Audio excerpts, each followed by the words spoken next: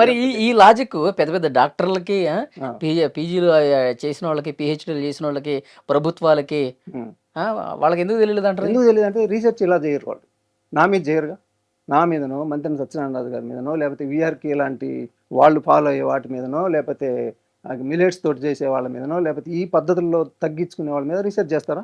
చేయరు. ముఖ్యంగా నేచురోపతి వాళ్ళ మీద అసలు చేయరు. వాళ్ళు చేసేది ఎవరి మీద చేస్తారు? మన 90% పైన, 90 కాదు ఇంకా 99% ఎవరైతే మనుషులు వాడతా మనుషులు వాళ్ళ లైఫ్ ఆధారపడి ఉండే ఫుడ్ ఉంటుందో వాళ్ళ అలవాట్లు ఉంటే దాని మీద రీసెర్చ్ చేస్తారు. ఉమ్, నా మీద చేయరు వాళ్ళు.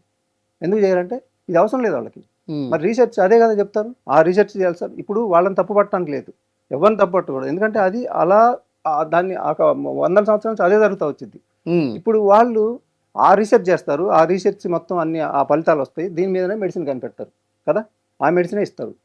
మరి ఈ ఈ మార్చుకోకుండా, ఈ అలవాట్లను మార్చుకోకుండా, వీళ్ళకున్న ఫుడ్ హ్యాబిట్స్ని మార్చుకోకుండా, ఇవన్నీ మార్చుకోకుండా ఆ మందులు వేసుకుంటే ఎలా తగ్గుతుంది మరి ఇంకా?